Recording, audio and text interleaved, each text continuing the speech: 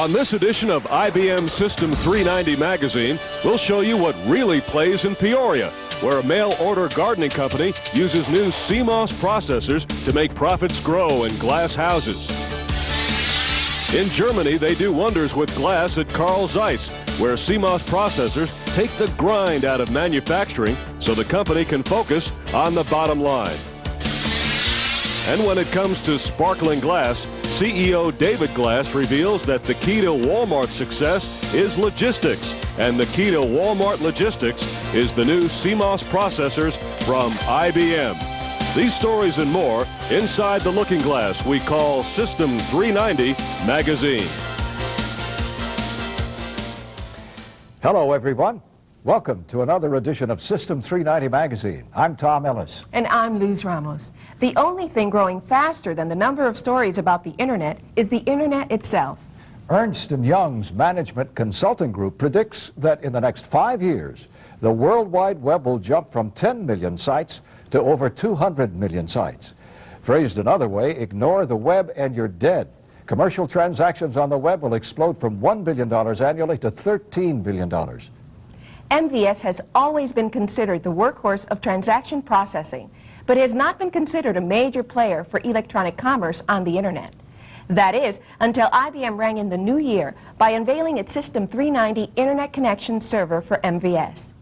With the MVS Internet Server, companies can use the System 390 technology to create public home pages for customers and secure internal home pages for communicating with employees and suppliers.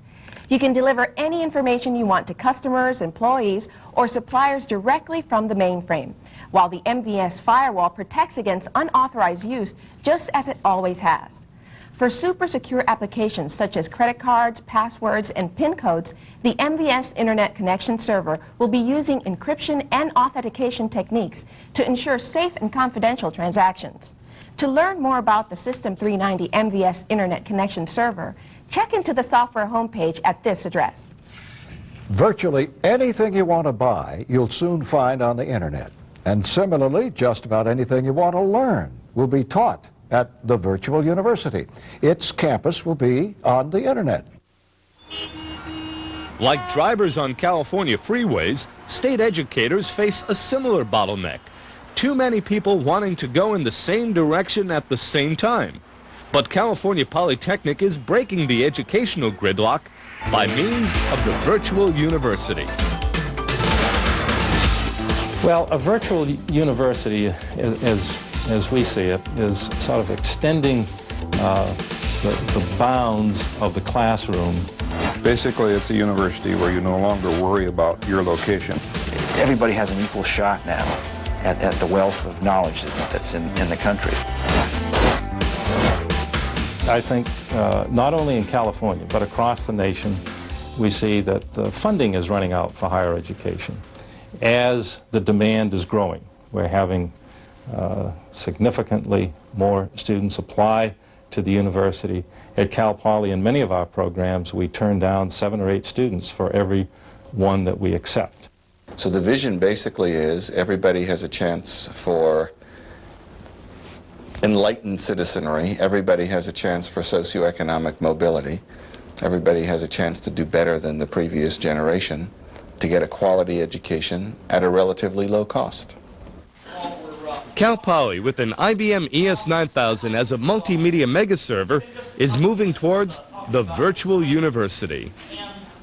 The virtual university, being able to bring information from any time and any place into a classroom setting or into a work setting that the student might choose other than the classroom, gives them the opportunity to learn in more than one way and therefore more effectively. Basically, a professor would tape his lecture using whatever material he or she wants to use. Then we digitize the lecture, put it on a IBM data server. Then the students can access the lectures from computers such as these. And those computers can be in dormitories, surrounding areas, anywhere, and not just for students. Equally important from a business standpoint would be the opportunity for employees in industry to take advantage of the same virtual university, to keep their skill sets up. That Cal Poly IBM model is the greatest single opportunity to change the way we do business, to increase productivity, and to offer that opportunity of anything happening in California, probably anything happening in the United States. What we're envisioning is just increasing the complexity and versatility of that database, where it includes things beyond just numbers and text. We're talking about catalogs of still images, catalogs of moving images, catalog of real-time experiences, all kinds of information that we gather now through all of the senses, with perhaps the exception of touch, that will be available through a database. The fact is, if you're in a remote area with a one-room school, but you have an internet connection, not unlike what they have up in Alaska, I understand, you essentially have access, the same access. And so it is fundamental. We're just getting started. I mean, we're not even in the middle of it. I mean, we're just getting started. IBM's MVS ESA is starting the new year officially branded as a Unix operating system. The XPG4 base brand was awarded by the X-Open Company, and that means MVS, once a proprietary system, is now compliant with open industry standards and can support Unix programs. Naturally, MVS will continue to run your traditional favorite commercial programs like CICS, IMS, and DB2. The world's largest retailer recognized the potential for running MVS and Unix applications in one box, so Wal-Mart prepared for their Christmas rush by installing System 390 CMOS servers in wholesale fashion, 28 of them to be exact. When Sam Walton was a boy growing up in Missouri, folks went to school to learn about the 3 R's. But when Mr. Sam opened his first Wal-Mart, he taught the world there are 4 R's.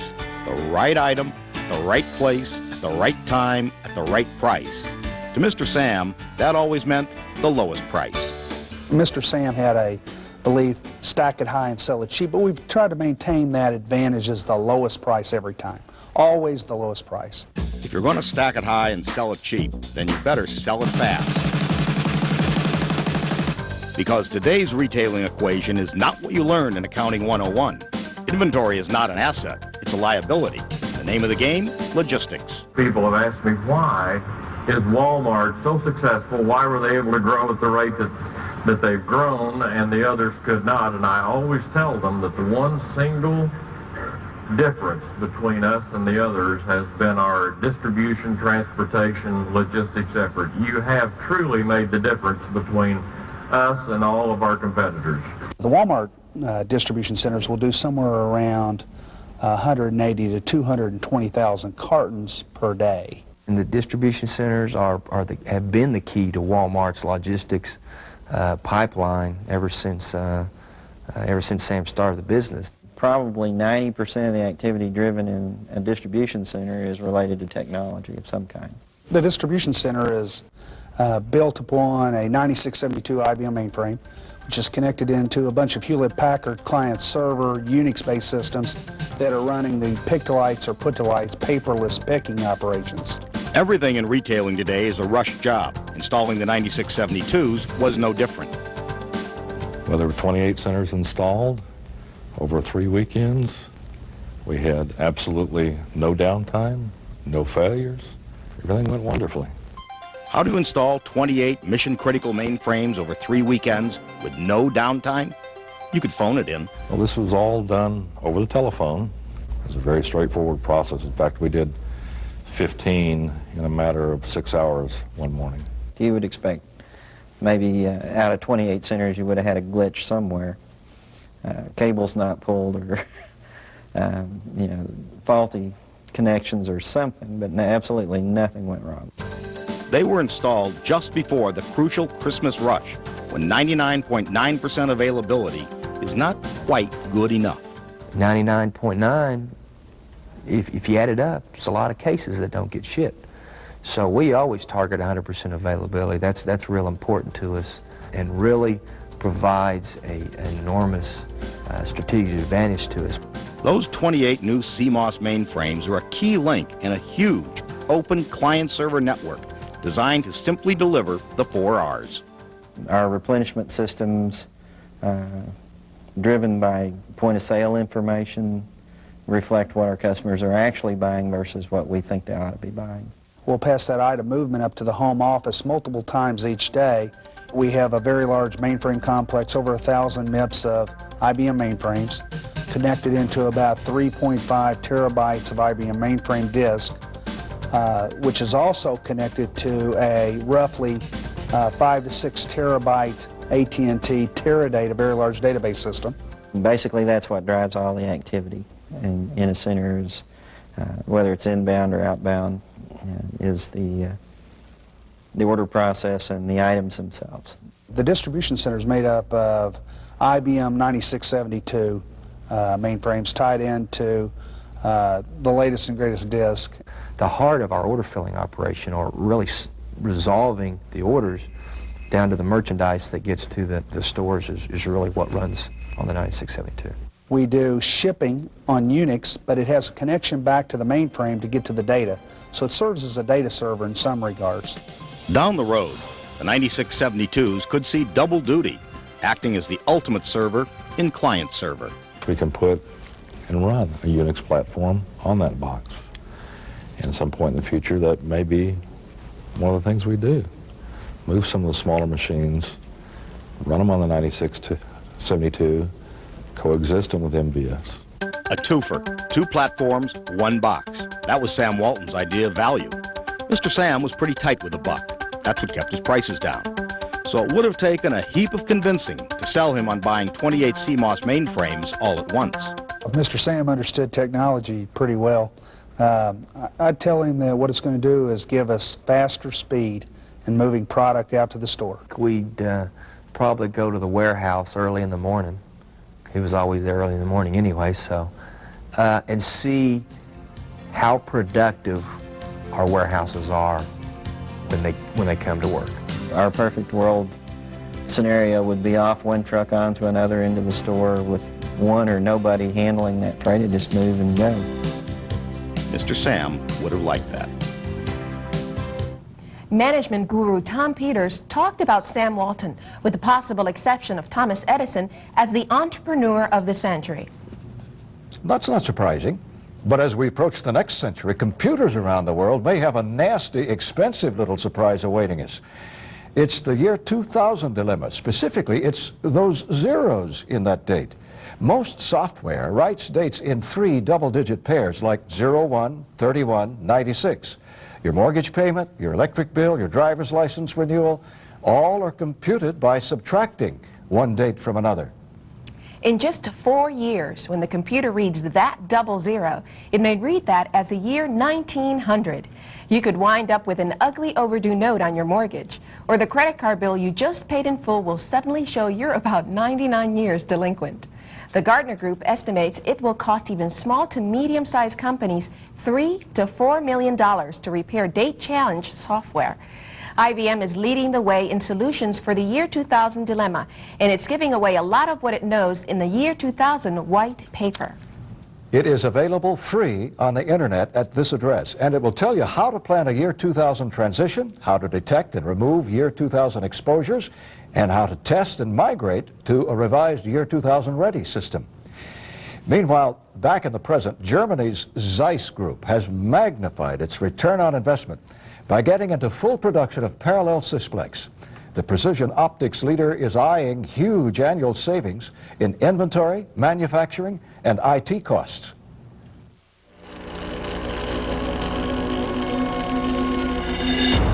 Imagine building a telescopic lens so precise that a mistake would be a ripple less than 1/40,000th of a millimeter.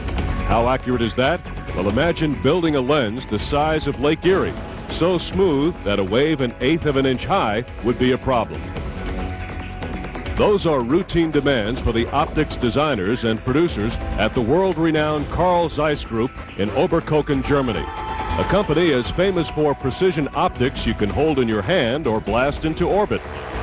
Wir haben nicht nur ein Produktspektrum, in dem wir We uns don't bewegen, have just sondern a unser single product Produktspektrum spectrum in which we geht operate. von Rather, sehr our einfachen product spectrum Produkten wie runs das from the single Brillenglas, products like das, eyeglass in den lenses, which are sold in the consumer market, on to the enormous planetariums, great projects which perhaps are sold once a year. Jahr verkauft werden. Now where Zeiss gets strong is if we really look out into space, if it gets into astronomy on the one end, or if it gets down to the microchip, for instance. If you produce a microchip with 0.3 microns detail, then you need extremely good light preparation. You need the best optics in the world to project these small structures onto a chip. To meet these demands, Zeiss has always embraced the notion of the master craftsman. For more than 150 years, Zeiss has demonstrated the ability to turn the theoretical specifications of scientists into the reality of quality optics. But just as they pride themselves on the precision of their lenses, they require the same accuracy in tracking their production orders. And the burden on that growing responsibility falls squarely on the shoulders of their Information Services Division. Without IS support, the Carl Zeiss company would not be able to operate. We could not fill a customer order or trace a production order through all the phases of production, or support the organization of worldwide logistics. But like all globally competitive companies, Zeiss was facing the #1 pressure of the 90s. Reducing costs. Every technologically progressive company needs a good price-performance ratio and an excellent service to gain market share. IS had to make a significant contribution to this area. The only way to achieve this goal was to consolidate their processing demands. This meant reducing the number of their data centers from 15 to 5 and slashing their IS budget from 70 million to 40 million German marks. The very first discussions about parallel Sysplex occurred in conjunction with the consolidation project. The motivation for both was the same, cost control. Our goal to reduce the overall cost by 30% required a modern hardware concept. Only with parallel Sysplex could we have had a chance of reducing our overall costs so significantly. The hardware element of the solution was the conversion from their traditional bipolar processor to the new 9672 parallel enterprise server. The CMOS processor environment provided Zeiss with their first financial incentive. Another reason for going with the CMOS processing technology, of course, was the low investment cost. In addition, there are enormous cost savings in the area of variable production costs, there's lower energy cost, lower hardware, maintenance cost, and much higher flexibility in maintenance, which can, for the most part, be taken care of without shutting the program down. One concern that did face Zeiss was the speed of the comparably smaller engines. Could they maintain the high levels of response time that the end users had demanded? I have the impression that when I look at the data for response time, that considering the increase in processors, that they can actually handle the load more evenly over the system so that no bottlenecks appear. The expanding frontier of CMOS processors and parallel Sysplex are continuing to be explored. For the Zeiss Group, that frontier yielded them a doubling of their processing power with a 30% reduction in costs. Overall, we are very satisfied.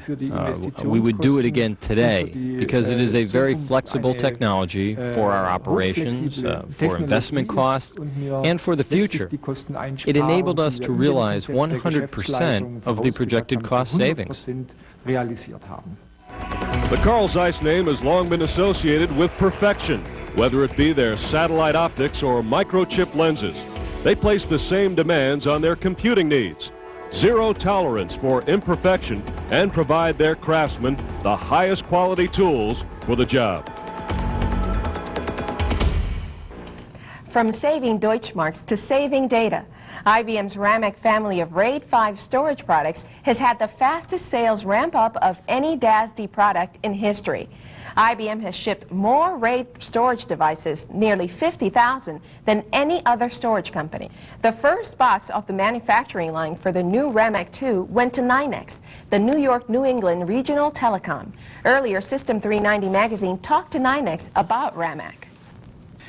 We are joined now by Jerry Higgins, the Assistant Vice President, Data Center, Network and Distribution Resources for NYNEX. Jerry, it's no secret that IBM faces fierce competition in the storage world. You wanted the first RAMAC 2, you got it. But did you really expect the industry to jump on the RAID 5 RAMAC bandwagon the way it has? It's no surprise to me that the ramp-up of RAMACs that IBM is selling is breaking every possible record. And it's perhaps because the entire industry has underestimated the impact of availability due to disk failures, or the impact of not having a failure. RAMAC is never having to say you're sorry, because when a disk crashes, the customer keeps on going. Well, technology companies like NYNEX are often the most cautious about embracing a new technology. Did NYNEX have any reservations about RAID? I don't think NYNEX has ever pursued a technology as aggressively as RAID. And again, the reason is because it can lessen and totally eliminate the impact of outages when we have a disk crash. We've experienced about 10 HDA or disk crashes with the RAID devices, and as advertised, there was zero impact to our clients. It's said that storage is a commodity, and you buy commodities based on price. How did you make your buying decision? Was it price or performance, availability, or avarice? You know, we've been talking a lot about the availability characteristics of RAMAC and RAID, and I think there are very significant factors as to why we are pursuing it to such an extent. But the pricing of the RAMAC devices is a very positive story. The pricing of the RAMAC 1 and then the pricing of RAMAC 2, it seems as though the prices are falling off the cliff, something that's a real challenge for IBM, but something that's very delightful for IBM's customers. So we would encourage IBM to keep up with that trend, and we'll take as much as we can get. Jerry, thank you very much. That's Jerry Higgins from NYNEX. From terabytes to terra firma, and a mail-order seed catalog company who is making garden variety profits blossom thanks to a rosy deal from IBM Credit Corporation. Well, the company's had tremendous growth. I've been with Foster & Gallagher for 15 years. When I started in 1980, we did about $50 million in sales. This year we'll do over $315 million in sales, so it's been a rather good growth record. In the last 5 years, our business has basically doubled. We have acquired a number of companies, large and small. Foster & Gallagher's philosophy is quite simple. Share business resources among several like companies. In the direct marketing field, a primary competitive resource is having a powerful information processing capability. The need to store and then recall massive amounts of data can place prohibitive financial constraints on small to even mid-sized companies. But Foster & Gallagher's centralized approach concentrates the needs of 14 subsidiaries in Peoria, Illinois. What we've seen at Foster & Gallagher, one of the benefits of that synergy, is that each of our trade styles has been significantly more profitable since we acquired them than prior to the acquisition. Today's IS departments are under growing pressure, and Foster & Gallagher is no different. In order for the company to prosper, there needs to be growth, sometimes rapid growth. The challenge? Find a system that allows for scalable growth that doesn't drive the CFO crazy. The number of businesses that we support and the number of applications that are used to support those businesses have increased dramatically. We found ourselves with a definite shortage of computing power, and the announcements of the new 9672R41 CMOS processors sounded extremely attractive to us. We tried to forecast different alternatives and different scenarios. Were we to lease the 9672, this would be our cost over the next 3 years. And were we to go in a different direction by upgrading our current processor, then we'd experience a different cost. And we compared the two, and if memory serves me correct, it was approximately about a $600,000 savings over a period of 3 years. And the financial aspect of the ESO offering was absolutely outstanding. It was a no-brainer. As a matter of fact, it's the first processor we've leased since I've been with Foster & Gallagher. All of our previous processors we own. The provision I'm talking about is an upgrade provision that allows the customer to basically double the speed of the machine for approximately a 10% increase in rental. This financing by IBM Credit Corporation allows a company the size of Foster & Gallagher to embrace growth and budget for the future, which is great for finance, but Information Systems was faced with the challenges of installing a new system. The installation of the 9672R41 took place on a Sunday morning. We powered down the 511, and within 2 hours the CMOS engine was powered up and we had IPL'd for the first time. The performance on the CMOS processor has been excellent. It performed as advertised and was very close to the projections that the snapshot people had indicated. As our existing businesses grow, the scalability of the mainframe hardware and software environment has proven key to our ability to respond to changes in the marketplace. We've got quite a bit of transactional order and customer data loaded or mirrored into DB2 tables, and we have been allowing end users access to that data, and we have found that there is an increasing desire for access not just to more data, but for more people to have the access, the more that they learn about it. To date, the performance of the ESO package has proven successful, but as other platforms continue to evolve, what will be the server's future? Well, I think we're going to continue to develop applications on the 9672. It's really the backbone of the processes that we provide and services we provide. I believe that there's going to be continued growth in this mainframe environment, and the ability to double the horsepower of the 9672 for 10% is an incredible deal. And to have that kind of computing power available at a very low cost is going to be revolutionary for the kind of things that we can do here at Foster & Gallagher. If Foster & Gallagher is mailing out bulbs, can spring be far behind? Spring is an excellent time to prune some IT expenses by upgrading to the ESO package. You got the whole package, hardware, software, maintenance. Like Foster & Gallagher, you could be happily surprised to learn you'll be spending less than you're currently paying and getting a whole lot more technology and function. And we've spent just about all the time we have for this edition of IBM System 390 magazine. I'm Lou Ramos. And I'm Tom Ellis. Thanks for watching. We hope to see you again soon.